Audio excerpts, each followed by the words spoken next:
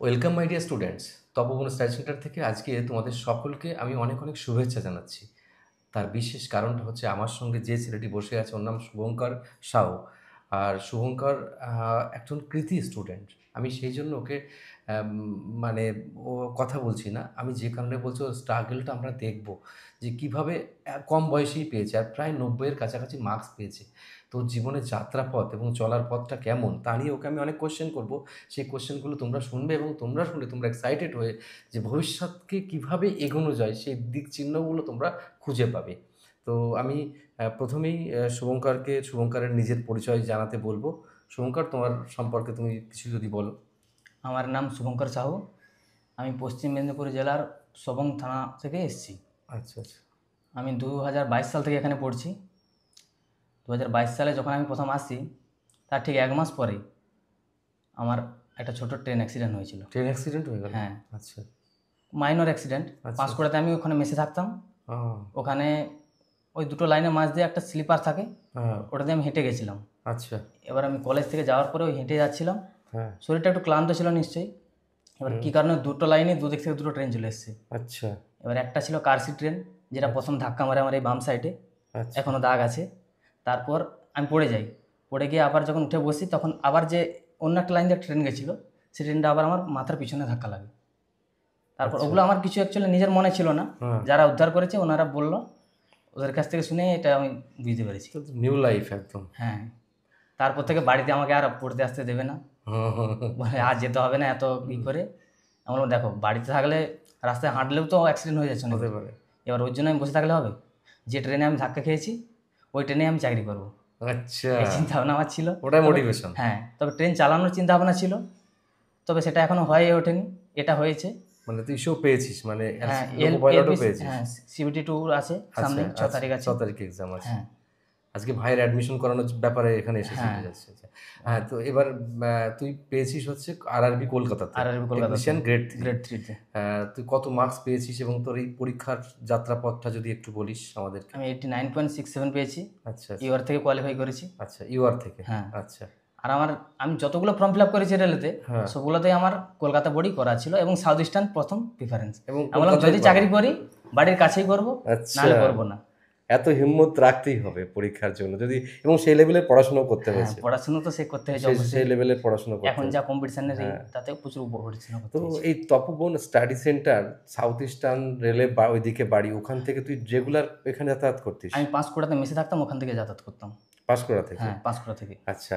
তো এই যে এত এই আসতে আস্তে আস্তে তো প্রচুর কোচিং সেন্টার, প্রচুর গাইডেন্স সেন্টার অনেক, কিন্তু তপবনকেই বেছে নিয়েছিস এবং এতটা পথ কি করে আসা যাওয়া করতিস? আমি আমি যখন মনে করো কোথাও যাই যাই আমার আমার জীবনের কথা, আমি মনে করো কোনদিন চাকদা গেলাম, কোনদিন বর্ধমান গেলাম, কোনোদিন হচ্ছে খড়গপুর গেলাম, তখন মনে হয় যে এখান থেকে স্টুডেন্টরা তপবন স্টাডি সেন্টারে যায়।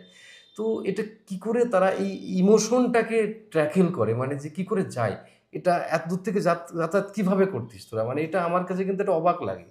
সত্যি কথা বলতে স্যার, আমরা না এলেও অনেক পড়ে দেখেছি যে অনলাইনে অনেক কিছু ভালো ভালো কন্টেন্ট পাওয়া যায়, কিন্তু এখানে যদি 1 সপ্তাহ না পড়তে আসতাম, কি একটা এনার্জি একটা থাকতো না। এখানে আচ্ছা 2 দিন পড়লে একটা এনার্জি চলে আসতো কোথা থেকে, আবার আচ্ছা পুরো সপ্তাহটা ভালো করে পড়া হয়ে যেত। আচ্ছা। এইটা হচ্ছে মেন এটা মেন তোর কাছ কারণ। হ্যাঁ, থেকে একটা মনে হচ্ছে। এনার্জি। পড়াশোনার কন্টেন্ট অনেক জায়গায় অনেক ভালো আছে, আচ্ছা কিন্তু আচ্ছা আচ্ছা মূল ব্যাপার যেটা আমি পেয়েছি এখান থেকে এনার্জি।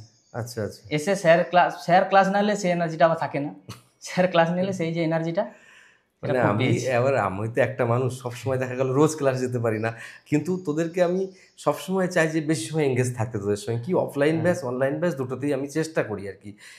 প্রকৃতভাবে এই একটা কারণে শুভঙ্কর যে কথাটা বললো এর জন্য কিন্তু অনেকেই আমাদের রোজ মেসেজ করে যে আপনাদের ব্রাঞ্চ আছে কিনা। তো আমাদের তো কোথাও আর ব্রাঞ্চ নেই, আর কোথাও ব্রাঞ্চ করবো এই চিন্তা ভাবনাটাও কিন্তু আমাদের মধ্যে এখন নেই। তার কারণ হচ্ছে আমি সব জায়গায় কি গাইড করতে পারবো না। আর আমি যেটা চিন্তা করি যে আমার স্টুডেন্টের জন্য এটা করা দরকার, সেটা আমি মন থেকে করি। তাই আমার এই পডকাস্টের মাধ্যম দিয়ে আমি বলে দিতে চাই যে আমি প্রকৃতভাবেই ভালোবেসে কাজটা করি। তার জন্য কিন্তু আমি কখনোই আম, 1000টা ব্রাঞ্চ করা আমার পক্ষে সম্ভব না, আমি করবো না। বা অনেক সময় দেখা গেল যে বিরাট বড় ইউনিভার্সিটি করে ফেলবো, আমার সেরকম ইচ্ছেও নেই, পরিষ্কার কথা। শুভঙ্করের কথায় ফিরে যায়। তো এই যে এত মার্কস তুই পেয়েছিস, তো এই যাত্রাপথটা কিভাবে পড়াশোনা করতিস, তপবনের এক্সাম সিস্টেম, তপবনের যে অ্যাম্বিয়েন্স, বা কিভাবে তুই এগিয়েছিস সেই ব্যাপারে যদি আমাদেরকে একটু বলিস। এক্সাম সিস্টেম তো খুবই কাজের, ওটা নিয়ে অনেকে অনেক বলেছে, আর আমার নতুন করে কিছু বলার নেই। এক্সাম সেন্টার খুব কাজের, ওটা ছাড়া কিছুই হবে না। তাছাড়া মক টেস্ট যেগুলো হ্যাঁ, ক্লাসে এবার একটা কথা আমি বলবো, যে শুধু তপবনে এলেই যে হয়ে যাবে এই চিন্তাধারা রাখো না। পড়াশোনা তোমাকে নিজেকে করতেই হবে, নিজেকেই করতে হয় পড়াশোনা। পড়াশোনাটা আগে। আর পড়াশোনা এখন কম্পিটিশনের যে বাজার হয়েছে, এখন প্রচুর হার্ডওয়ার্ক করতে হবে, প্রচুর না হলে হার্ডওয়ার্ক কিছু করতে করার হবে। নেই। আমি পেয়ে গেছি বলে এখন আমি কথা বলছি তা নয়, ঠিক। এখন পেতে প্রচুর হার্ডওয়ার্ক করতে হবে, এখন চাকরি পাওয়াটা খুবই ভাগ্যের ব্যাপার। যতজন পয়েন্টে কেটে যাচ্ছে তাদের কথা ভাবলে খুবই খারাপ লাগে। কষ্ট লাগে। আমি পেয়ে গেছি আজকে, ঠিক আছে, আমার মতো লেভেলেরই অনেক ছেলে পয়েন্ট নাম্বারে কেটে গেছে, পয়েন্ট নাম্বার কেটে গেছে। তাদের কথা ভাবলে সত্যি খারাপ লাগে। তারা যে তারাও একটু পরিশ্রম হ্যাঁ, করেছিল। তারাও যে বিশেষ কমা স্টুডেন্ট হ্যাঁ, তাও না, তারাও কিন্তু মোটামুটি লজিক্যালি হ্যাঁ, তারাও কিন্তু এগিয়ে। একই লেভেলেরই স্টুডেন্ট ধরা যেতে পারে। সেই ব্যাপারে যদি স্টুডেন্টদের কিছু মতামত তুই জানাস যে এরকমভাবে পড়তে হবে, বা তুই কোন সময়টাকে বেশি পড়তিস, সকালে না বিকেলে না সন্ধ্যে, যার টাইমটা কিভাবে ইউটিলাইজ করতিস, সেই সব ব্যাপারগুলো যদি একটু বলিস ওদের। কম্পিটিটিভ লাইনে অ্যাকচুয়ালি টাইম ধরে রুটিন করে কিছু পড়া হবে না, স্যার অনেকবারই বলেছে। যখনই সময় পাবে তখনই পড়তে হবে, যেমন যতটা বেশি পড়তে পারবে তুমি, যেমন এটাই হচ্ছে কিছু। তুই ট্রেনে যেতিস, ট্রেনে যেতে যেতে পড়তিস। হ্যাঁ, ওই নোটটা পড়ে নিতাম আপনার কথা মতো, নোটসটা মুখস্থ করে রোজ নিতাম যে তখন। নোটগুলো দেওয়া হতো। হ্যাঁ, এবার যেতে যেতে তো 4-5 ঘন্টা কেটে যেত রাস্তাতে, অতএব রাস্তাতে। ওটা না পড়লে একদিন পুরো নষ্ট হয়ে নষ্ট যেত। হতো। আর মানে রাত্রিবেলায় পড়তিস না সকালবেলা বেশি পড়তিস? না, আমি দিনের বেলাতেই পড়তাম, রাত্রি বেশি জাগতাম, রাত্রি 12টার মধ্যে ঘুমিয়ে যেতাম। আচ্ছা, আচ্ছা, আচ্ছা। আর পরীক্ষা হলের কিভাবে ম্যানেজ করা সেই ব্যাপারটা? পরীক্ষা হলে, এই যে পরীক্ষাটা আমি দিয়েছি, মোটামুটি তোমাকে পরীক্ষা যদি 1.5 ঘন্টা সময় হয়, তোমাকে রিভিশন মোটামুটি করতে হবে, যত যাই হোক না কেন রিভিশন করার চিন্তাভাবনা রাখতে হবে। আমার এই পরীক্ষাটা প্রায় 1 ঘন্টাতেই হয়ে গেছিলো। হুম। তারপর আমি আধ ঘন্টা রিভিশন করেছি ভালো করে, কেন এর আগের আমার এলপি পরীক্ষাতে অনেকগুলো ভুল হয়ে গেছিলো, আচ্ছা, তাই আমি এটাতে সেটা করার জন্য রিভিশন করেছি ভালো করে। আচ্ছা, আচ্ছা। হ্যাঁ, এবার আমি চলে আসি। তুই যে ভেরিফিকেশন তোর হলো আর কি। হ্যাঁ, তো ভেরিফিকেশন সম্পর্কে প্রথম থেকে যদি বলিস তো আমার অনেক স্টুডেন্টের উপকার হবে। কারণ হাজার হাজার ছেলেমেয়ে এখান থেকে যারা চাকরি পায় তারা এই ভিডিও, বা আদার্স স্টুডেন্টরা এই ভিডিও দেখে উপকৃত হবে। মানে ভেরিফিকেশনের প্রথম থেকে যদি তুই বলিস। ভেরিফিকেশান নিয়ে বলতে গেলে, ভেরিফিকেশান আর মেডিকেল নিয়ে আমার খুবই ভয় ছিল। আচ্ছা, আচ্ছা। স্যার যদিও সে বলেছিল যে কোনো চিন্তা করার কিছু নেই, কিন্তু ভয় প্রচুর ছিল, ভয়। তারপর ওখানে গেলাম, ভেরিফিকেশানে এমন কিছু না, আমার যেহেতু ইউআর ক্যাটাগরি ছিল, যাদের কাস্ট সার্টিফিকেট থাকছে ওদের একটু সমস্যা হচ্ছে এনসিএল টেনসিএল ওবিসিএল নিয়ে, হুম। কিন্তু আমাদের কোনো ইউআর যেহেতু ছিল আমাদের কোনো সমস্যা হয়নি, আচ্ছা, খুব আচ্ছা, নর্মালিভাবেই হয়ে গেছে, আর খুব কম সময় হয়ে গেছে। পরের দিন মেডিকেলও ঠিক খুব নর্মালভাবে হয়েছে, মানে ভয় করার কিছুই নেই ওখানে। আচ্ছা, আচ্ছা। কিভাবে কি হয়েছিল? কি কাগজপত্র দেখা, বা মেডিকেলটা কিভাবে হলো? মেডিকেলটা কি করেছিল মেডিকেলে? মেডিকেলে আমাদের প্রথম হয়েছিল চেস্ট এক্সরে করেছিল, আচ্ছা, তারপরে ইউরিন টেস্ট করালো, আমার আচ্ছা, বিআর সিংয়ে পড়েছিল, আচ্ছা, বিআর সিং হসপিটালে। আচ্ছা, আচ্ছা, তারপরে ওখানে আই টেস্ট হলো, আয়ের আচ্ছা, মধ্যে যেগুলো পড়ে ওই নেয়ার ভিশন, আচ্ছা, কালার ব্লাইন্ডনেস, ওই সি টেস্ট, আচ্ছা। ওইগুলো সব হলো। সি টেস্টও হয়েছিল? হ্যাঁ, ফগিং টেস্ট হয়েছিল? না, ফগিং ফগিং টেস্টটা টেস্ট হয়নি। কালার টেস্ট হয়েছিল? হ্যাঁ, কালার টেস্টটা মানে হয়েছিল, এই যে তুই কালার ব্লাইন্ড টেস্ট হয়েছিল, colour blind test? Colour blind test হয়েছিল। আচ্ছা, কালার ব্লাইন্ড হ্যাঁ, টেস্টও হয়েছিল, তাই তো? আচ্ছা, আচ্ছা। তা তারপরে? তারপর আমাদের ওই হাইড্রোসিলিটি চেক করলো, আচ্ছা, শুধু মেলদের জন্য।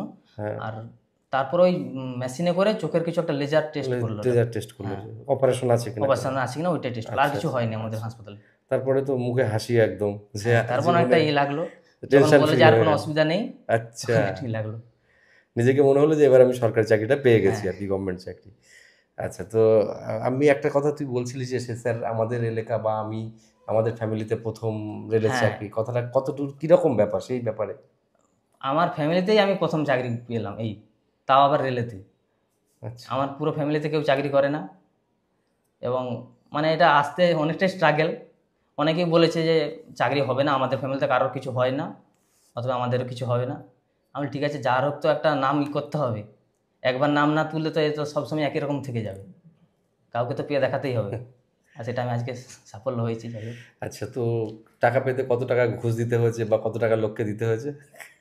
ওই সে তো স্যার বাড়ির কাছে তো এখনও অনেক কিছুই সে কথাই হচ্ছে। যে কত টাকা দিয়ে হ্যাঁ, ঘুষ দিয়ে পেয়েছিস চাকরি? অনেকে বলছে যে রেলে চাকরি তো, রেলে তো প্রচুর ঘাবলা কেস হয়, এইসব ঘাবলা কথা কেস হয়। হয় আর কি, ঘাবলা আচ্ছা কেস হয়, খুব আচ্ছা সাবধান কিন্তু। আচ্ছা। আমার মা বলে পরীক্ষা দিয়ে পেয়েছে আবার ঘাবলা কি? হ্যাঁ ঘাবলা তো কোনো জায়গা নেই। যদি টাকা দিতে হয় তাহলে 500 টাকা দিয়েছি ফর্ম ফিল আপের জন্য, ওটাই আচ্ছা। ঘুষ আর ভাবতে পারে। 24 টাকা মেডিকেলের জন্য, 24 টাকা দিয়েছি মেডিকেলের জন্য, 524 টাকা যদি 524 টাকা দিয়েছি। ঘুষ হয় তো 524 টাকায় হবে হ্যাঁ, আর কি। ওটাই হতে পারে আমার কাছে। আর অনেকে বলে ইউআর এ চাকরি পাওয়া যায় না, সেই ব্যাপারে যদি ওসব কিছু নেই এখন, মানে হার্ড ওয়ার্ক আর কিছু নেই। এর বিকল্প কিছু হতে পারে না। হ্যাঁ, তো নতুন জেনারেশন সম্পর্কে 2-4টে মন্তব্য, একদম নতুন যারা উঠবে, যেরকম তোর ভাই, কথার কথা, হ্যাঁ, হ্যাঁ। বা যারা সাধারণ মেরিটের ছেলে মেয়ে, তারা কিভাবে এগোবে, তোর কি চিন্তা ভাবনা, থটটা কীরকম? অ্যাকচুয়ালি সরকারি চাকরি পেতে মেরিট লাগে না, হার্ড ওয়ার্ক ছাড়া আর কিছুই না। একটা আমার দামি কথা। আমার সঙ্গে একজনের পড়েছিল, মেডিকেলের দিনে একজনের কথা হলো, ও উচ্চ মাধ্যমিকেও 267 এরকম একটা অ্যাপ্রক্স কিছু একটা নাম্বার পেয়েছে। আচ্ছা, কোনো রকম পাস। হ্যাঁ, সেই জায়গা থেকে সে আজকে সরকারি চাকরি পাচ্ছে। এই জন্য তার রেজাল্ট দেখে আমার মনে হচ্ছে যে সরকারি চাকরি পেতে কোনো মেরিট লাগে না, আচ্ছা আচ্ছা, সঠিক গাইডলাইন্স এবং সঠিক পথটাই main। পথটাই মেন, আর কিছু নেই। তো শুভঙ্করের এই সাফল্য চোখে আঙুল দিয়ে দেখিয়ে দেয় যে চাকরি পাওয়া, জীবনকে প্রতিষ্ঠিত করা, জীবনকে এগিয়ে নিয়ে চলা, জীবনে একটা আই কার্ড পাওয়া যে কতটা আনন্দের, ও এখন নিজে সেটা বুঝতে পারছে। ওর সারাউন্ডিং চেঞ্জ হয়ে গেছে, ওর পরিবেশ চেঞ্জ হয়েছে, ওর চারিদিক থেকে কথা হচ্ছিল, চারিদিক থেকে ফোন, যারা কথা বলতো না তারাও এখন মানে বন্ধুত্ব করার জন্য এগিয়ে আসছে। আবার অনেক যারা কথা বলতো পরিচিত আপনজন, তারাও কিন্তু এখন দূরে সরে গেছে। কেন জানো? কারণ চাকরি পাওয়ার পরে এর যে হাসি মুখের হাসিটা তাদের আর সহ্য হচ্ছে না, সেই সব নিন্দুকরা সাইড হয়ে গেছে। তা তোমার জীবনে যদি উন্নতি করতে চাও, এগিয়ে চলতে চাও, তাহলে এই পজিটিভনেসটাকে হাতিয়ার করে সামনের দিকে এগোও। দেখবে জীবনে প্রতিষ্ঠা পাওয়া হয়তো স্বপ্নের মতো মনে হবে, কিন্তু সেটা বাস্তবে রূপান্তরিত হবে শুধুমাত্র পরিশ্রম, কঠোর পরিশ্রম, সঠিক পথ মেনে, সঠিক গাইডলাইন নিয়ে। তাই তো কথাগুলো? আর একদম এক লাইনে যদি কিছু বলার থাকেন জুনিয়রদের জন্য। সবাই চেষ্টা করো, সরকারি চাকরি পাওয়া অসম্ভব কিছু নয়, চেষ্টা করলে অবশ্যই সম্ভব হবে। ওকে, বেস্ট অফ লাক, সবাইকে অনেক অনেক শুভেচ্ছা রইল, ভালো থেকো সবাই। ওকে।